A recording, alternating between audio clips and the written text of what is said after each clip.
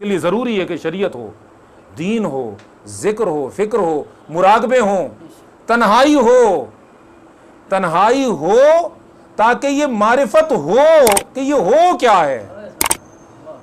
तो ये जाहिर की बात नहीं, ये वो राज है जिस तरह बंदे को वजूद दिया है उसने अपनी मर्जी से, इसी तरह जिसको चाहता है इस राज की आशनाई भी अता करता है। हर एक को नहीं देता, लेकिन यह बात नहीं है कि किसी को भी नहीं देता, यह बात भी नहीं है।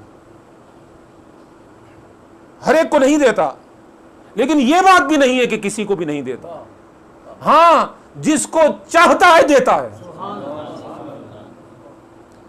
मैं उस नुक्ते की वजाहत कर लूं वरना बात बहुत आगे निकल जाएगी। जब उसने कहा वाजिब ने मुमकिन को कि हो मुमकिन हो गया, फिर कहता है हो, वो मुमकिन बदल जाता है। पहले बच्चा था, फिर लड़का हुआ, फिर जवान हुआ, फिर दाढ़ी उतरी, फिर बूढ़ा भी हो गया। कुन होता रहा, मुमकिन तब्दील होता रहा, मगर वाजिब वाजिब रहा। अल्लाह करे आपको समझ आए कि जब मुमकिन वाजिब के बगैर होता ही नहीं है तो मालूम हुआ कि मुमकिन फिर होता कब है, वो वाजिब ही तो होता है। यूं समझो कि एक बादशाह है और एक उसका हुक्म है, तो बादशाह और उसका हुक्म ये अलग तो नहीं होते, और हुक्म बादशाह के बगैर नहीं होता, और जहां हुक्म होता है वहां बादशाह होता है। तो भाई कायनात उसका हुक्म है, वो बादशाह है। तो जब उसका हुक्म है, मालूम हुआ कि कायनात बादशाह के बगैर नहीं है, बादशाह कायनात के बगैर रह सकता है। कायनात फना हो जाए, खुदा फना नहीं होता, लेकिन खुदा कायनात का मोहताज भी नहीं होता। खत्म हो जाए कायनात, लेकिन खुदा होगा।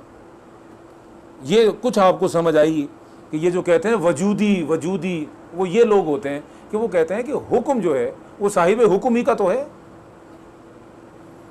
एक अक्ली आदमी ने, जो महज अकल का परिस्तार था, उसने मुझ पर एतराज़ किया कि तुम्हारे चिश्ती बुजुर्ग जितने भी वजूदी हैं सारे मुशरिक हैं, परले दर्जे के। ये ख्वाजा फरीद तो बहुत बड़ा मुशरिक है, इसकी शायरी देखो।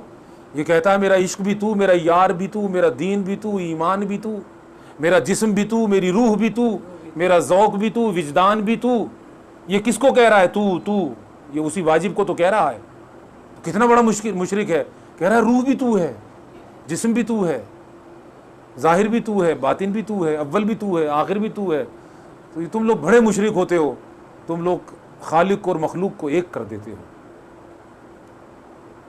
तुम्हारे मौलाना अहमद रज़ा ने भी फतावा रज़विया के अंदर कहा है कि ये कायनात सारी, असल जो वजूद है, आला हज़रत ने फरमाया कि वजूद एक है और मौजूद भी एक है, बाकी जो कुछ है वो उसका ज़िल है। क्या है? अब ये ज़िल क्या है? साया। क्या?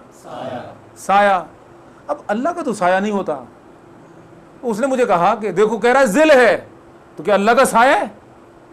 कैसे यार तुम लोग बातें करते हो? तो मैंने उससे कहा मेरे भाई आपको बात समझ नहीं आई, यहाँ ज़िल का हकीकी माना मुराद नहीं है। सूफिया इस बात का ख्याल रखते हैं कि जो हमारी बात पढ़ेगा वो तसव्वुफ से आशना होगा, तो वो उसकी आशनाई को मलूज़ रख के बात करते हैं।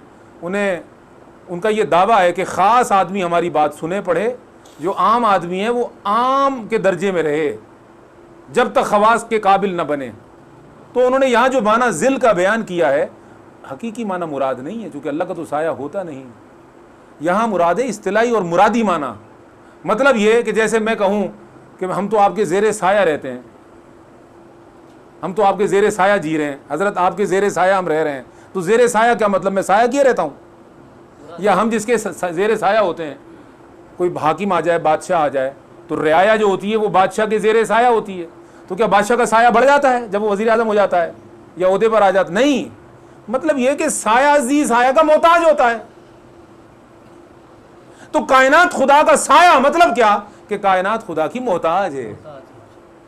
खुदा जब तक रखे हुए है, और जब न चाहेगा वो तो कायनात न रहेगी। तो वजूद को समझे बगैर और वजूद की तरफ तवज्जो किए बगैर हकीकत तौहीद तो नसीब न होगी।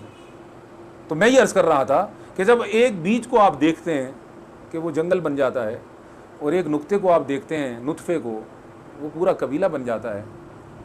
हाय हाय, जब खुदा ने पहली तख्लीक की और पहला हुक्म जारी फरमाया तो हुजूर फरमाते हैं कि उसका पहला हुक्म मैं था।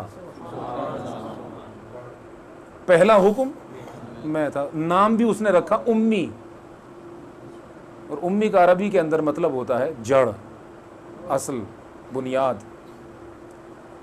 अच्छा, तो अगर आप ज़िक्र और फ़िक्र की मेहनत करेंगे फिर इस बात से आगे आपका जहन, आपका ज़िक्र आपको खुद ले जाएगा कि ये मंजिल क्या है। तो भाई जब बीज में से जंगल निकला और एक नुक्ते से सारे दायरे बन गए, तो जब वो असले कायनात हुआ और अव्वलुल खल्क हुआ और बाकी सब उसके बाद हुए, तो मालूम हुआ कि अल्लाह रब्बुल इज़्ज़त ने अपने अव्वलीन शाहकार को मोहम्मद किया और फिर जो कुछ भी तख्लीक फरमाया इसी मुहम्मदुर रसूलुल्लाह के वास्ता और वसीला से तख्लीक फरमाया।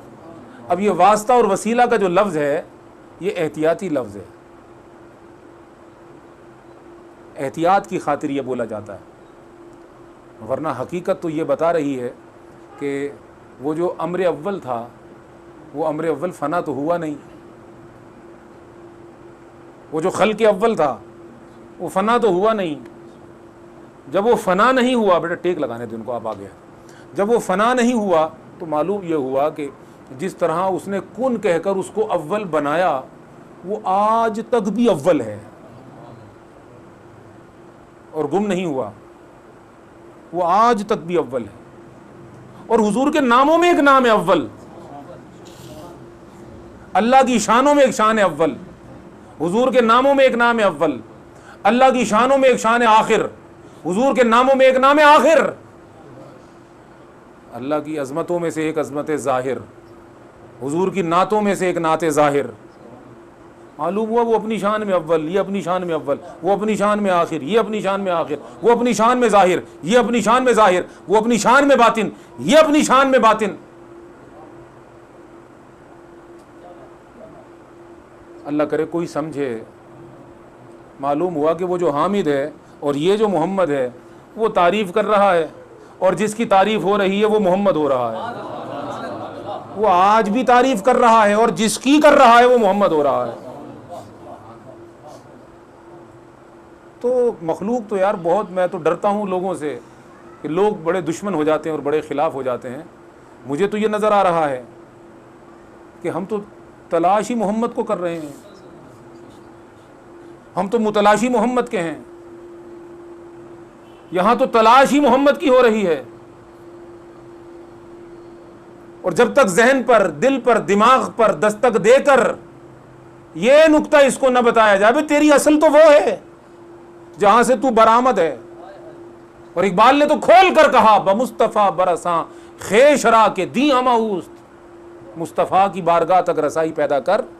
अगर तू बारगाह मुस्तफ़ा तक पहुंचा तो वही तो दीन है, और अगर तू वहां नहीं पहुंचा तो तू बू लहबी है, तू बू जहली है। तो ये दो करैक्टर माजी के न थे, ये दो करैक्टर जहालत के थे। जब तक इल्म रहेगा जहालत भी रहेगी। हमेशा अबू जहल या नाम बदल बदल कर, शनाख्त बदल बदल कर जहालत नमूदार होती रहेगी। अच्छा, अबू जहल को अगर मौजूदा ज़माने के अंदर जहालत का टाइटल किसी और को दे दो किसी और नाम से, तो लोग कहते हैं यार अबू जहल की औलाद है ये, मतलब उसको साथ रखते, अबू जहल को साथ रखते हैं क्योंकि वो ऐसा जहालत का नुमाइंदा हुआ है। अगर अबू जहल की जहालत को तू हमेशा साथ रखता है